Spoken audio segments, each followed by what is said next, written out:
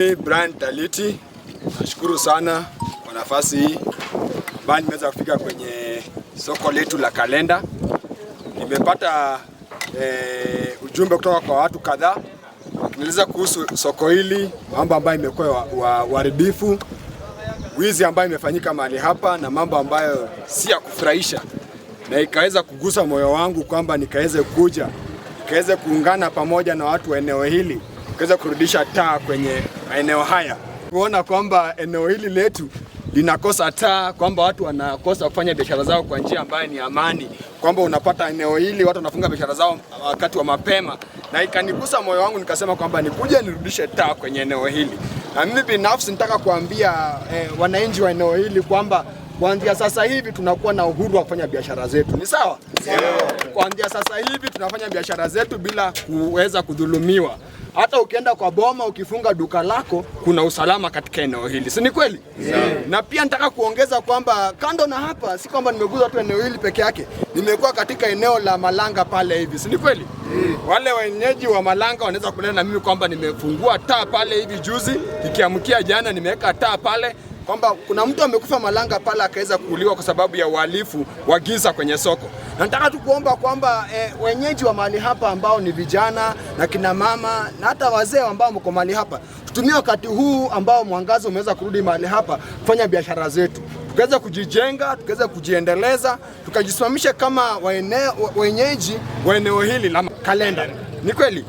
Na pia mimi nitataka kusimama katika nafasi ya kusii serikali na viongozi ambao wamechaguliwa kwenye eneo bunge letu la Malava na Mugai Shirugu kwa ujumla, kwamba tukaweze kuangalia kwamba kuna zile sehemu ambazo hazina hizi taa ambazo ni za street lights, kwamba zikaweze kuwekwa katika maeneo ambayo hayana taa. Jina naitwa Mildred Muya. Jina la biashara ni Mili Muya pale, Mili Saloon. Niko na salon hapa sokoni, but mwangaza hakuna. Tunakaa kwa hii soko, inabidi tufunge kitu saa 12 kwa sababu ya mwangaza. Tukikaa hapa mpaka kitu giza tupate, wezi watatushika mali hapa. Wakora ni wengi. Juzi wametubomolea hapa, wamechukua hapa bidhaa kwa cyber. Na ni kwa sababu ya mwangaza. Miaka 3 hatuna mwangaza mali hapa. Tunafurahia kijana wetu ambaye ametuletea mwangaza mali hapa. Tutafanya biashara hadi saa 4 usiku. Mkijua wana biashara kama upande wetu wa salon, inafaa tufanye kazi hata hadi saa 6 usiku. But inafaa tunafunga mapema kwa sababu hatuna mwangaza. Wana biashara oye. Haya mataa ilikuwa inatusaidia kwa masaa ya usiku, ilikuwa inatengeneza mapikipiki na baiskeli kwa mwangaza. Lakini tunapata shida kubwa. Shida yenye tuko nayo kubwa kwa hii kuhusiana na mataa, wizi hapa Kalenda umechiri sana. Ningependa kumshukuru Brian kwa kutembea soko yetu ya Kalenda. Tumekuwa kwa kiza. Hapa anatuletea 24 hour economy.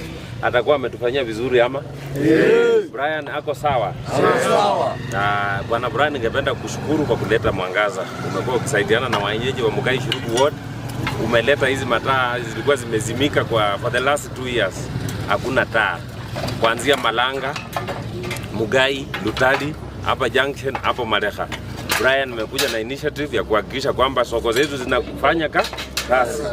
Hii mwangaza itasaidia wenyeji kufanya biashara yenu kwa usalama hadi mkitaka hata kufika saa 6 usiku. Si hiyo iko sawa? Sawa. Stage yetu ya Kalenda hatuna mwangaza. Miaka 3 iliyopita tumelia sana kwa ajili ya hii mwangaza, angalau hata tukifanya kazi mpaka saa 4 saa 5, lakini kwa sababu ya security haiwezekani. Wizi umekiri sana katika hii eneo letu la Kalenda, ni kwa sababu ya kukosa mwangaza. Na nafurahia sana siku ya leo, maana tumepata bwana Brian ambaye amekuja kutufungulia mataa ili tufanye kazi vizuri. Wanabiashara, mnafurahia watufungulie mataa? Watapota wa Kalenda, mnafurahia watupatie sheti ya kujikinga?